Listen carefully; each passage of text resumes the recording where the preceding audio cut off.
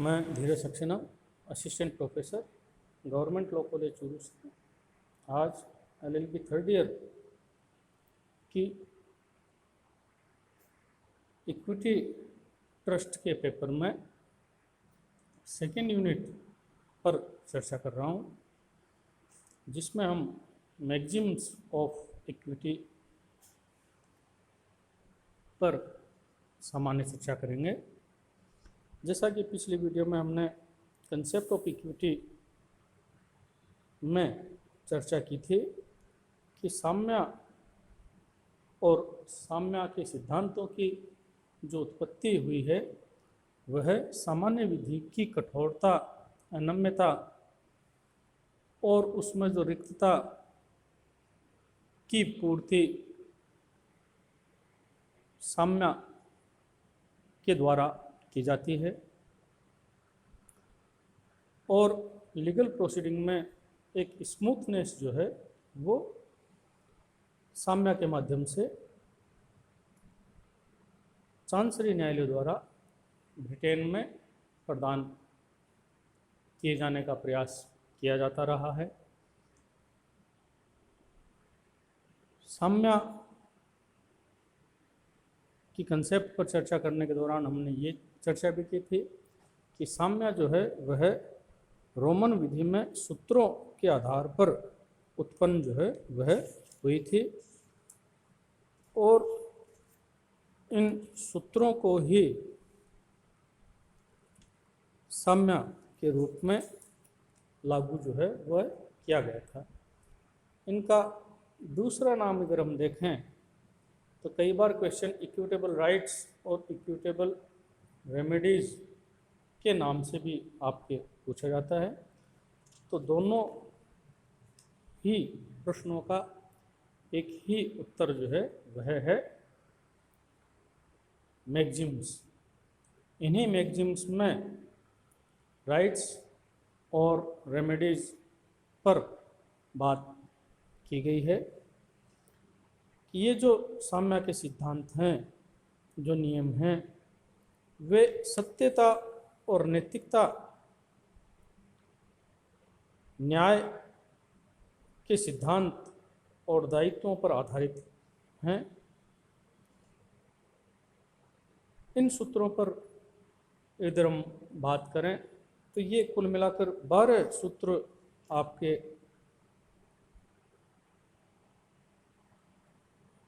पूछे जाते हैं, जिनमें अगर हम बात करें तो सबसे पहला जो सूत्र है वह है equity will not suffer a wrong to be without a remedy. अर्थात साम्य किसी अपकृति को उपचार विहीन नहीं रहने देगी। ये ब्लैकस्टोन के द्वारा समर्थन किया गया है इस सूत्र का। और अगर हम न्यायिक निर्णय की बात करें तो लॉर्ड जस्टिस होल्ट ने भी आशबी बनाम वाइट में इस सूत्र को मान्य करते हुए ये कहा था, there is no wrong without a remedy. Bharat की यदि हम बात करें तो भारत में DK वासुदेव बनाम पश्चिम बंगाल राज्य का उच्चतम न्यायालय का निर्णय है, जो 1900 न्यायाधीश आनंद के द्वारा इस सूत्र की मान्यता प्रदान करते हुए क्षतिपूर्ति जो है वह दिलाई थी। अनुच्छेद 136 जो भारत का संविधान है उसमें निर्णय देते हुए मदन पाल सिंह बनाम उत्तर प्रदेश राज्य के विवाद में 2000 में उच्चतम न्यायालय ने यह तय किया था कि न्याय अवश्य ही मिलना चाहिए, क्योंकि न्याय से किसी को भी वंचित जो है वह नहीं किया जा सकता। प्रथम वर्ष में आपने टोर्ट के पेपर में भी इस सूत्र को पढ़ा है, जिसमें उबिजस इबी रिमेडियम, अर्थात जहाँ अधिकार है वहाँ उपचार है, दोनों साथ साथ चलते हैं। ये आपने विस्तार पूर्वक पढ़ा है। इसके बाद यदि हम बात करें तो भारत में जो सिविल प्रक्रिया संहिता 1908 है, उसमें धारा 9 और धारा 151 में जो नियम प्रदान किए गए हैं, बनाए गए हैं, वे इसी सूत्र पर आधारित जो है वह माने जाते हैं। भारतीय न्याय अधिनियम और विशिष्ट अनुपालन, विशिष्ट अनुतोष अधिनियम भी इसी सूत्र को भारत में प्रभावी करते हैं। इसके बाद यदि हम बात करें तो दूसरा सूत्र है इक्विटी फॉलोज द लॉ, अर्थात साम्य विधि का अनुसरण करती है। यानी कि साम्य विधि के अनुकूल कार्य करना है वाला निकाय है। ये विधि के कॉन्ट्राडिक्टरी बिल्कुल भी नहीं है। मैकलैंड की परिभाषा भी हमने पिछली बार देखी थी, और इस सूत्र को दो भागों में बांट देते हैं कि विधिक संपदा, अधिकार और हित, कि जहाँ सामान्य विधि या परिनियम विधि है वहाँ साम्य न्यायालय विधि न्यायालय की तरह उस नियम से, उस प्रावधान से बाध्य है और वहाँ पर साम्य का कोई स्थान नहीं है। और इसी तरह यदि हम बात करें तो साम्यिक संपदा और अधिकार एवं हित, यहाँ पर यदि हम बात करें तो यशवंत वर्सेस बालचंद का 1950 का उच्चतम न्यायालय का निर्णय आपको अवश्य देखना चाहिए, जिसमें यह निर्धारित किया गया था कि जहाँ निश्चित परिनियम या उपबंध समय बाधित हो गए हैं और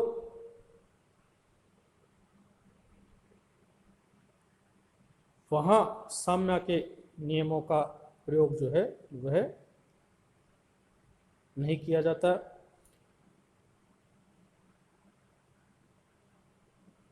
एस बोला वर्सेस बी सरदाना का वाद हमने पिछली बार चर्चा की थी।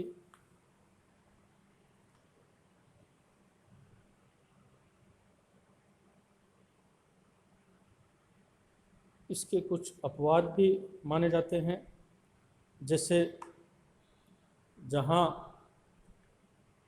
ज्येष्ठाधिकार का नियम है वहाँ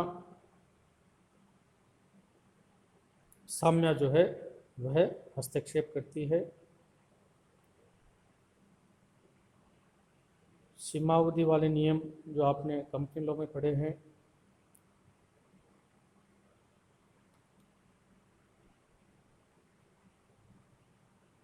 इसके अलावा जो कटसी के मामले हैं और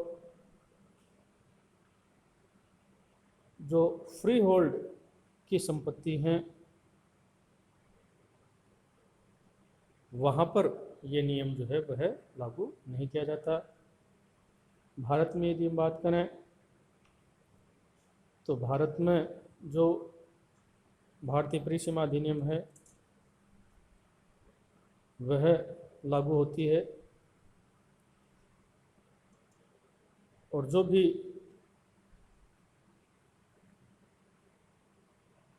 प्रोसीडिंग के लिए समय निर्धारित किया हुआ है उसमें साम्य जो है वह वृद्धि या कमी नहीं करती है। इसका अर्थ यह है कि इक्विटी फॉलोज द लॉ। इसके बाद यदि हम बात करें तो where equities are equal the law shall prevail, अर्थात जहाँ साम्य समान है वहाँ विधि अधिभावी होगी।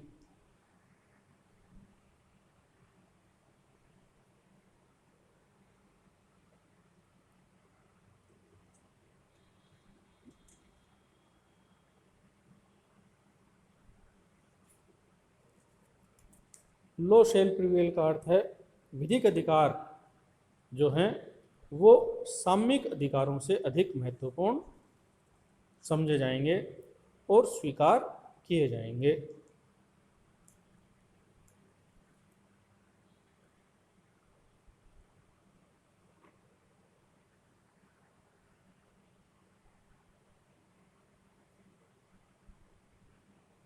अर्थात जहाँ पर साम्य का अधिकार विधिक अधिकार के समान है, वहाँ विधिक अधिकार जो है वह प्रभावी किया जाता है। भारत में इस सूत्र की बात करें तो आपने पिछले वर्ष संपत्ति अंतरण अधिनियम 1882 की धारा 40 पढ़ी है। वह इसी पर और धारा 78 जो बंधक के संबंध में है, इसी नियम पर लागू जो है बनाया जो है वह गया है। इसके अलावा यदि बात करें तो चौथा सूत्र है where equities are equal the first in time shall prevail. अर्थात एक से अधिक साम्य हैं, वहाँ पर जो प्रथम साम्यिक अधिकार है उसको लागू जो है वह किया जाता है। और इसमें राइस बनाम राइस का वाद है इंग्लिश न्यायालय का, वह महत्वपूर्ण जो है वह माना जाता है कि जहाँ भी एक से अधिक परिस्थितियाँ उत्पन्न होती हैं, आवश्यकताएं उत्पन्न होती हैं, वहाँ पर फर्स्ट इन टाइम जो है वह जो समय में पूर्व है वह प्रभावी जो है वह किया जाता है। इसको आप पूर्व की भांति धारा 40 जो है संपत्ति अंतरण अधिनियम की, उससे भी आप इसको समझ सकते हैं। इसके अलावा यदि हम बात करें तो पांचवा जो सिद्धांत है वह है he who seeks equity must do equity. अर्थात साम्य की अपेक्षा करने वाले को साम्य बरतना भी चाहिए, अर्थात साम्य का पालन भी करना चाहिए।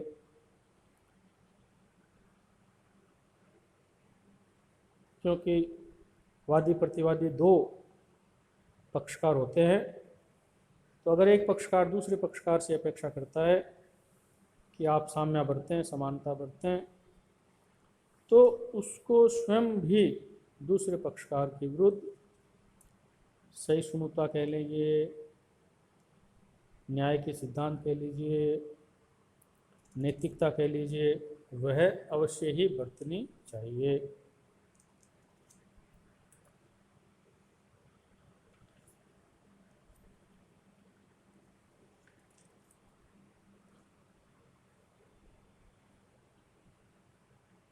इसके अलावा ये हम बात करें तो छठा है he who comes to equity must come with clean hands. जो साम्य की शरण में आता है उसको निर्मल हाथों से, स्वच्छ हाथों से आना चाहिए। हिंदू विवाह अधिनियम 1955 की धारा 21 में भी जो पहला प्रिंसिपल है वह यही कहता है, जो आपने विस्तार पूर्वक पढ़ा ही होगा। इसको वाटमारो का सिद्धांत के वाद में भी विस्तार पूर्वक समझाया गया है।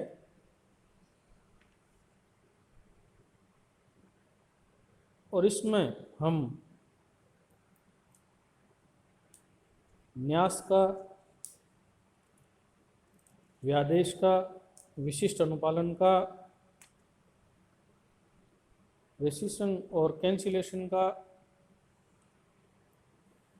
उदाहरण जो है वो दे सकते हैं। लेकिन अगर इसकी हम अपवाद की बात करें तो पब्लिक पॉलिसी के केस में जो है इस नियम को फॉलो नहीं किया जाता है।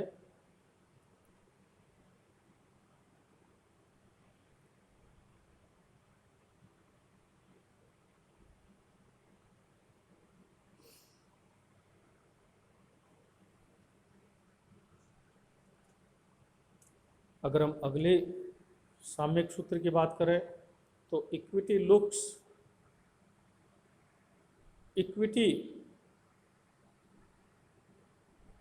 का 7वां सूत्र है डिले डिफीट्स इक्विटी,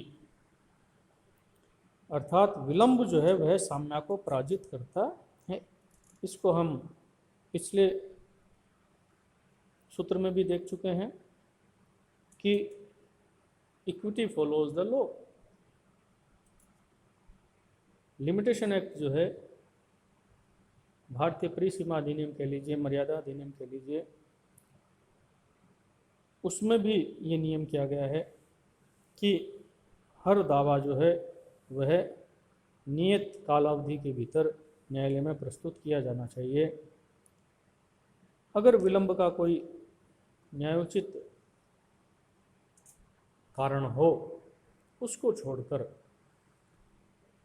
विलंब डिले जो है वह नहीं किया जाना चाहिए।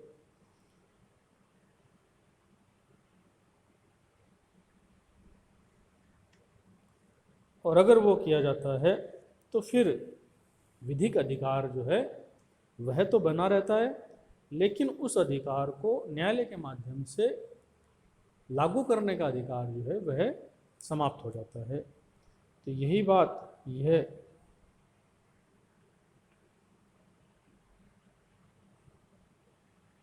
कोटेशन कहती है, डिले डिफीट्स इक्विटी। और इसको भारतीय परिसीमा अधिनियम 1963 के अलावा दंड प्रक्रिया संहिता 1973 जो आप इस साल पढ़ रहे हैं उसमें भी सेक्शन 467 से लेकर 473 तक जो प्रावधान किए गए हैं वो आपराधिक मामलों में परिसीमा काल निर्धारित करते हैं। इसके अलावा यदि बात करें तो अगला है equity is equality is equity, समानता ही साम्य है। ये हम शुरुआत से ही चर्चा कर रहे हैं कि न्याय, साम्य और सद्विवेक का सिद्धांत भारत में ब्रिटिश संसद के द्वारा लागू किया गया था। और इस सूत्र में जो साम्य है वह समानता को ही दर्शित करती है, अर्थात जजेस को ये गाइडलाइन दी गई थी कि भारत में न्याय करना है लेकिन समानता और सद्विवेक का इस्तेमाल करते हुए, क्योंकि ब्रिटिश जजेस जो हैं वो भारत की परिस्थितियां कह लीजिए, भारतीय भाषा कह लीजिए, भारतीय ग्रंथ कह लीजिए, उन सब से बिल्कुल भी अनभिज्ञ थे और उनके लिए कन्वर्टर जो है वह रखा गया था। अब ब्रिटिश जज जो है वह प्रॉब्लम भी कई मामलों में या ज़्यादातर मामलों में जो है वह समझ नहीं पाता था, तो उसका समाधान किस तरह से किया जाए।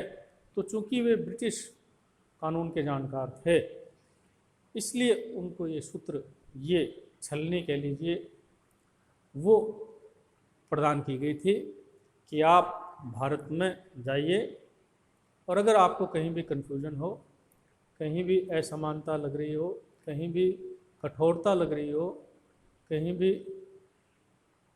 कानून न मिलने की समस्या हो, तब आप ब्रिटिश कानून को भारतीय परिस्थितियों में सद्विवेक का इस्तेमाल करना ज़रूरी है, क्योंकि ऐसा नहीं हो कि ब्रिटिश कानून अप्लाई कर दिए तो भारत में और ज़्यादा कठोरता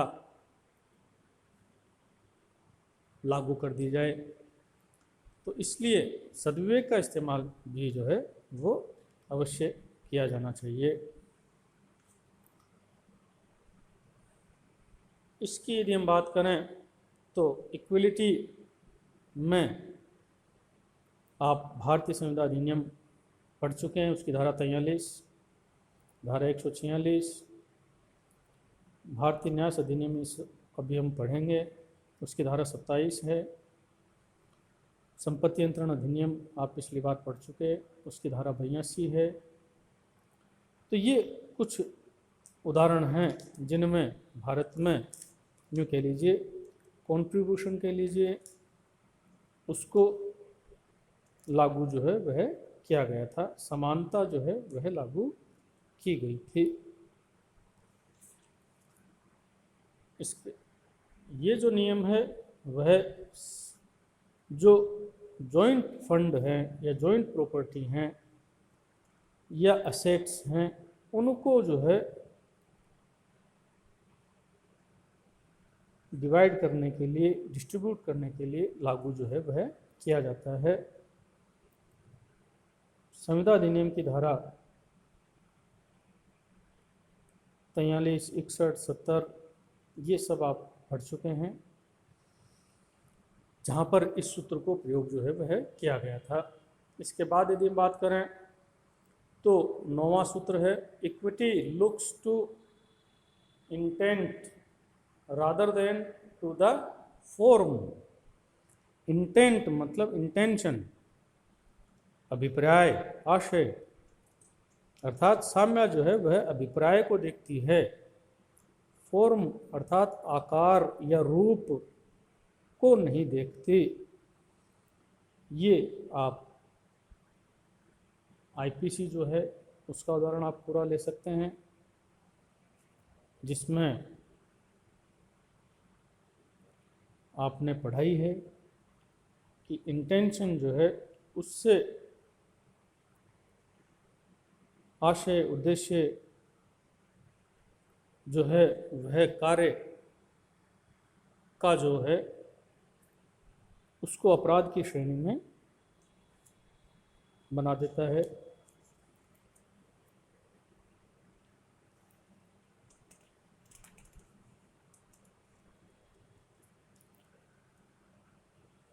इसमें अगर हम बात करें तो संपत्ति अंतरण अधिनियम की धारा 53A जो है पार्ट परफॉर्मेंस का सूत्र इसी पर लागू किया गया है। विनिर्दिष्ट अनुतोष अधिनियम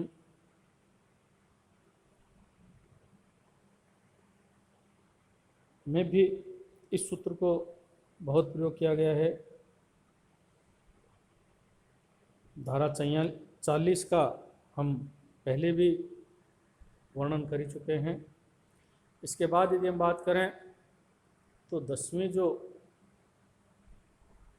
साम्यिक सूत्र है वह है equity inputs and intention to fulfil an obligation, अर्थात साम्य जो है वह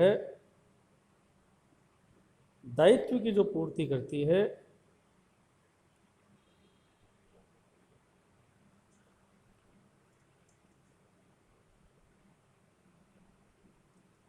अर्थात कि अगर कोई व्यक्ति जिस पर कोई दायित्व अधिभार हो वह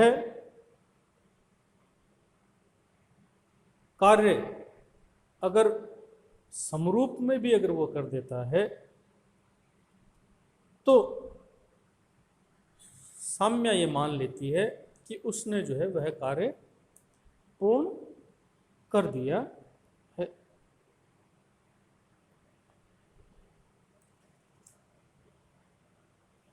पूरी तरह से वह कार्य न किया जाकर अगर लमसम में वह कर दिया जाए तो वह परिणाम स्वीकार किया जा सकता है। इसको हम डॉक्ट्राइन और प्रिजम्पशन ऑफ एडियंसमेंट जो है वह कहते हैं। अग्रतोदान का सिद्धांत या उपधारणा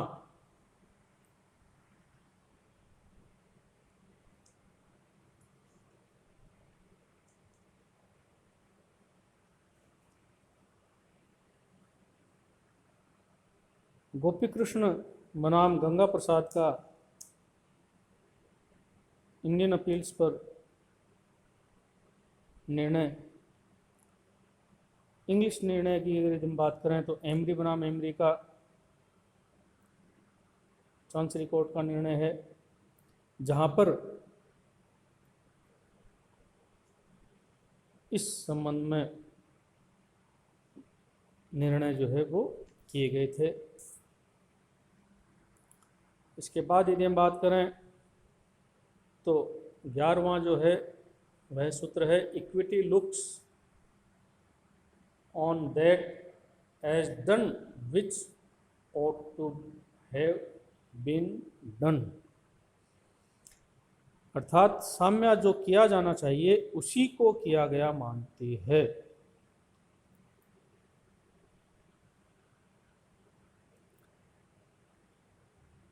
सिर्फ इसमें बात जो है वह है शुद्ध अंतःकरण की।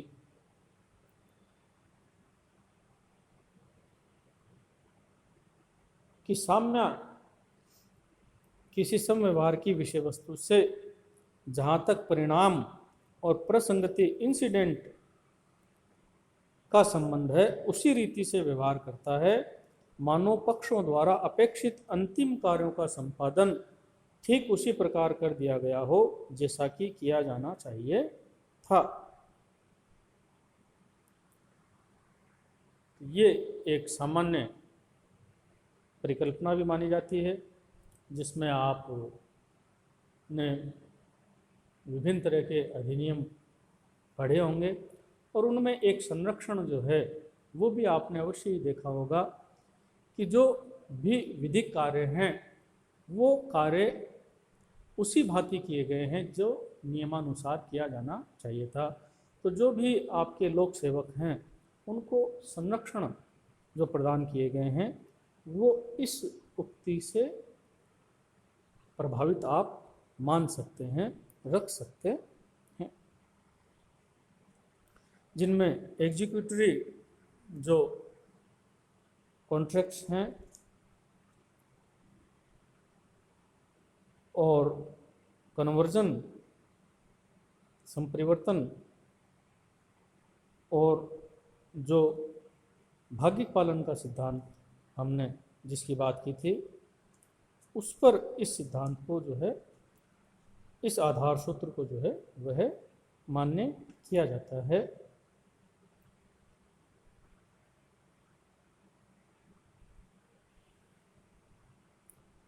भारत में यदि बात करें तो विनिर्दिष्ट अंतोष अधिनियम जो है प्राचीन वाला, उसमें धारा 13 जो संपत्ति अंतरण अधिनियम है उसकी धारा 54,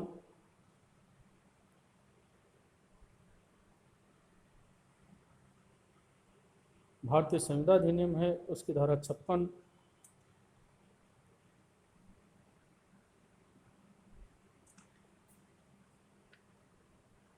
संपत्ति अंतरण अधिनियम की धारा 13,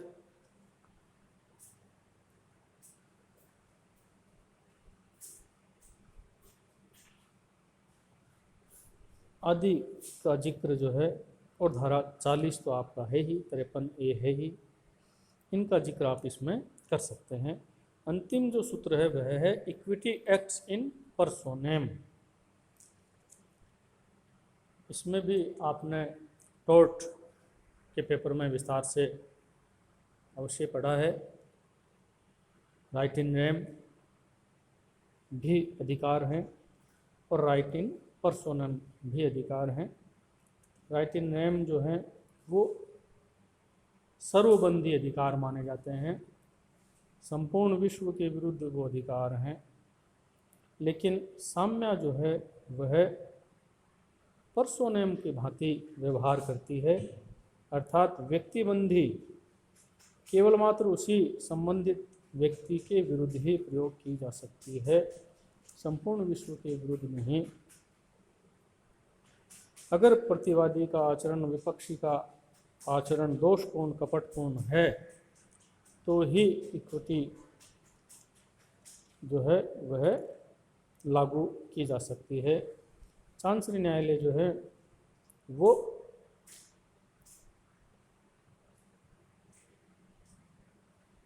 इसको लागू किया है और डॉक्टर हेनबरी जो है वो ये कहते हैं कि साम्य के द्वारा शासित व्यक्तिबंदी अधिकार क्षेत्र ने इसको सामान्य विधि की अपेक्षा लंबी बुझाई दी हैं।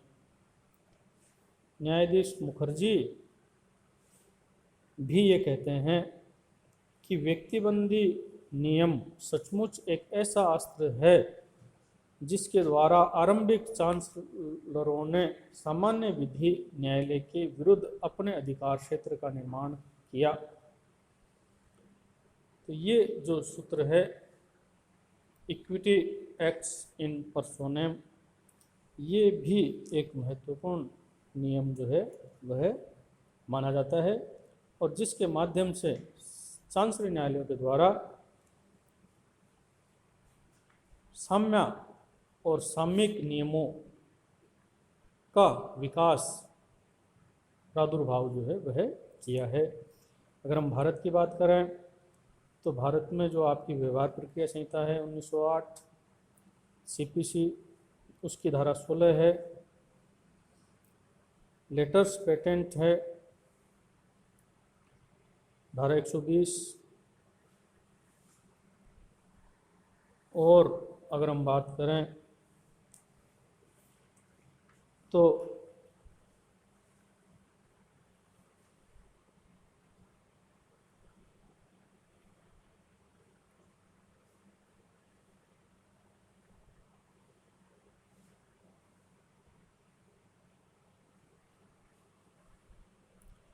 इसमें पुष्पावती बनाम यूनाइटेड कमर्शियल बैंक का विवाद जो 1981 में हिमाचल प्रदेश उच्च न्यायालय ने निर्णित किया था, उसको भी आप अवश्य देखें, जिसमें तय किया गया था कि अगर कोई व्यक्ति का अकाउंट चंडीगढ़ बैंक में है और उसकी अगर एक ब्रांच शिमला में भी है, तो अगर वह व्यक्ति चंडीगढ़ से शिमला शिफ्ट हो जाता है तो वह शिमला स्थित न्यायालय में भी वाद दायर कर सकता है। तो क्षेत्राधिकार वाले मामलों में भी इस नियम को जो है वह प्रयोग किया गया है भारत में। तो ये कुल मिलाकर आज हमने साम्य के सूत्र द मैक्सिम्स ऑफ इक्विटी में जो कुल मिलाकर 12 हैं, इन पर हमने आज यूनिट सेकंड के रूप में चर्चा की है। अगले वीडियो में हम इसी प्रश्न पत्र में अगली यूनिट पर चर्चा करेंगे। धन्यवाद।